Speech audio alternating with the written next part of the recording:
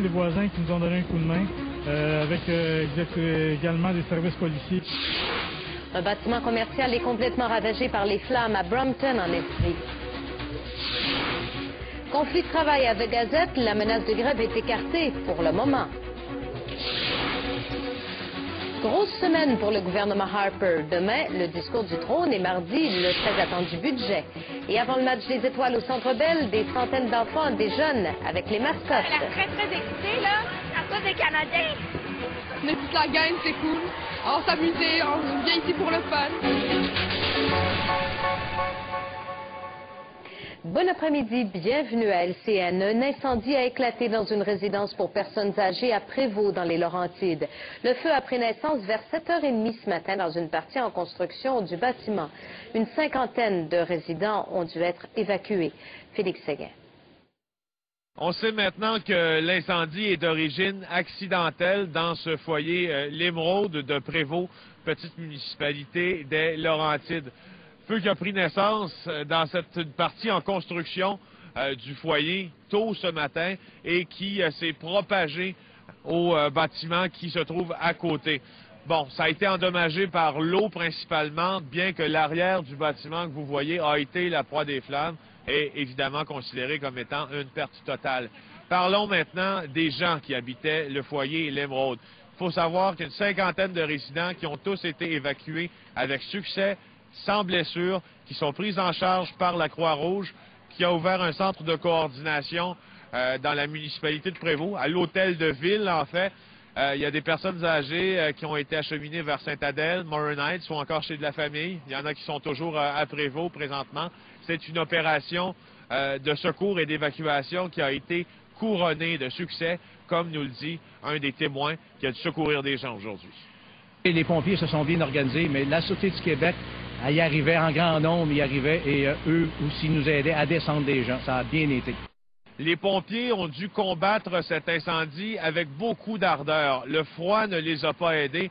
Évidemment, dans ces conditions, toujours très difficiles de combattre les flammes. Et vous voyez, ils sont toujours à l'œuvre présentement, quelques-uns depuis tôt ce matin. Et avec les températures et puis avec le facteur de refroidissement éolien ici, c'est loin d'être facile. Mais néanmoins, ils ont mené un combat ardu parce que les flammes étaient très intenses.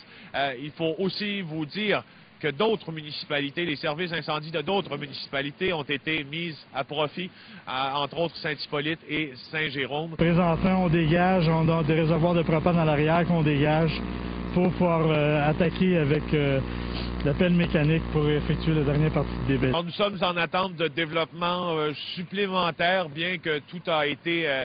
est assez clair là, sur la cause de l'incendie qui est d'origine accidentelle. Reste à savoir vraiment là, pourquoi ça a pris naissance, cet incendie-là. Bon, on va aller aux informations tout l'après-midi comme ça, puis on vous reviendra peut-être vers 18h pour vous donner plus de détails. Les pompiers de Brampton en Estrie ont combattu un violent incendie jusqu'aux petites heures ce matin. Le feu a éclaté vers 20 heures dans ce bâtiment commercial de 2 étages. Une quarantaine de pompiers ont été dépêchés sur les lieux. Le froid et le vent ont compliqué leur travail. La structure du bâtiment a donné du fil à retordre aux pompiers. Il y avait 3 toitures. Les dégâts sont évalués à au moins 200 000 $. Personne n'a été blessé. Un édifice de 3 étages a été la proie des flammes au cours des dernières heures à Montréal. Le feu a éclaté dans l'immeuble résidentiel et commercial situé sur la rue Sainte-Catherine-Est, près de la rue d'Iberville, peu avant 8h30. L'édifice abrite des commerces au 1er et au 2e étage, ainsi qu'un logement au 3e. Plus de 120 pompiers ont combattu les flammes. Ils étaient nombreux afin de se relayer à cause du froid. Les 2 occupants du logement ainsi qu'une quinzaine de résidents des édifices voisins ont dû être évacués. Personne n'a été blessé. Quelques 200 employés du quotidien anglophone montréalais The Gazette ont massivement rejeté les dernières offres patronales aujourd'hui. Les journalistes et les employés du service à la clientèle du quotidien ont dit non aux offres à environ 80 %. Il n'y a que les employés de la publicité qui ont accepté à 65 %. Les syndiqués qui ont rejeté les offres souhaitent retourner à la table des négociations. Les employés sont sans contrat de travail depuis juin 2008. Selon le syndicat, l'employeur souhaiterait confier une partie des tâches en sous-traitance. dépenses. L'automne dernier, les syndiqués s'étaient prononcés à 86 % en faveur d'un débrayage général à un moment jugé opportun. La direction pourrait aussi décréter un lockout, mais le vice-président du syndicat écarte pour l'instant la possibilité de déclencher une grève. Il n'y a pas de menace de grève. Nous avons un mandat de grève depuis le mois d'octobre et nous avons décidé que pour l'intérêt du journal, de continuer des pourparlers et c'est toujours notre position. Nous allons communiquer très prochainement, aujourd'hui même, avec la gérance du journal pour demander qu'on retourne à la table de négociation pour essayer de trouver un terrain d'entente. D'autres détails sur le budget Flaherty qui sera déposé mardi ont été dévoilés aujourd'hui. Le gouvernement Harper entend investir plus de 2 milliards de dollars en moins de 2 ans dans un grand chantier de rénovation des logements sociaux au Canada. Une partie de cette somme sera versée pour les résidences pour aînés à faible revenu et pour la rénovation des infrastructures dans les réserves autochtones. Par ailleurs, le gouvernement souhaiterait faire oublier le tollé soulevé par ces compressions dans les programmes culturels. 100 millions seraient investis dans les festivals culturels de musique et d'humour, notamment. Enfin, le gouvernement Harper doublerait ses dépenses dans le secteur du tourisme. D'ailleurs, la semaine sera importante pour la survie du gouvernement minoritaire de Stephen Harper. Les attentes sont élevées envers ce budget puisque le gouvernement doit présenter un plan d'aide pour sortir le pays de la récession. Un plan qui va plonger le pays dans les déficits. Yves Malo. Le gouvernement Harper dit avoir mené la plus vaste consultation prébudgétaire de l'histoire pour tâter le pouls du pays. Dès lundi, Michaël Jean livrera un très bref discours du trône qui devrait être un copier-coller de celui du 19 novembre dernier, donc axé sur l'économie. Puis mardi, le budget. Tout le monde s'attend à des annonces de grands chantiers à travers le pays. Sur la question des infrastructures, on demande au gouvernement fédéral d'aller plus vite, d'assouplir, d'en faire plus. Il est déjà connu que le fédéral aidera l'industrie automobile, mais d'autres secteurs de l'économie ont des attentes. L'aide du fédéral pourrait atteindre 1 milliard. Un plan pour le forestier, un plan pour le manufacturier, l'assurance-emploi. Nous, on a fait des propositions très concrètes comme éliminer le délai de carence, entre autres, programme d'aide aux travailleurs âgés. Kyoto, les mécanismes de Kyoto. Là. Le Québec risque d'être déçu. L'aide au secteur manufacturier et forestier sera-t-elle à la hauteur?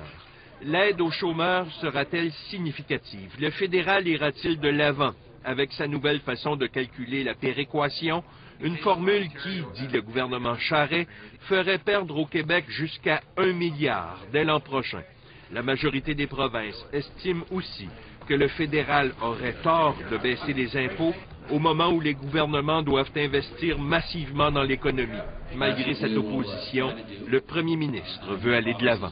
Pas possible de stimuler l'économie sans un bénéfice pour la classe moyenne, qui est à la base de notre consommation et de notre activité économique. D'un côté, le gouvernement pourrait se priver de revenus, de l'autre, investir massivement. Résultat, Ottawa a déjà annoncé un déficit de 34 milliards de dollars dans ce budget, 30 milliards le suivant. La grande question est maintenant de savoir si les partis d'opposition oseront défier le gouvernement Harper. Yves Malo, TVA, Ottawa. Ce mardi, en pleine crise économique, le ministre Flaherty dévoile son nouveau budget et les mesures pour aider les travailleurs et les entreprises. En direct d'Ottawa, suivez notre couverture spéciale ce mardi dès 15h30 à LCN. Le week-end des étoiles de la Ligue nationale se poursuit à Montréal. C'est ce soir à 18h qu'aura lieu le match tant attendu. Plusieurs autres activités ont lieu aujourd'hui autour du Centre Bell, dont le Jamboree qui se poursuit. Les participants peuvent s'adonner à des concours d'habileté notamment. Il est aussi possible de voir l'exposition de 18 trophées de la LNH, dont la Coupe Stanley, et de participer à des jeux interactifs. Et puis ce matin, plusieurs centaines de jeunes ont eu droit à une matinée toute spéciale dans le cadre du Week-end des étoiles. Plus de 600 enfants de 8 à 12 ans ont pris part à un déjeuner bien particulier au complexe sportif Bell à Brossard avec les mascottes de la Ligue nationale. Ils ont même pu apprécier les mascottes dans un concours d'habileté. D'anciens joueurs de la LNH sont présents depuis le début de la fin de semaine. C'est le cas d'Yvon Lambert qui prend plaisir à côtoyer les nouvelles étoiles de la Ligue nationale. Ça nous rappelle de très bons souvenirs. Moi, j'ai jamais participé à un match d'étoiles. Alors, c'est ma première présence. C'est le fun. J'adore ça. Puis, j'espère en avoir d'autres. Le temps froid se poursuit sur le Québec. Environnement Canada maintient un avertissement de refroidissement éolien pour l'est et le nord de la province. Les températures ressenties pourraient descendre jusqu'à -42 sur l'est du Québec.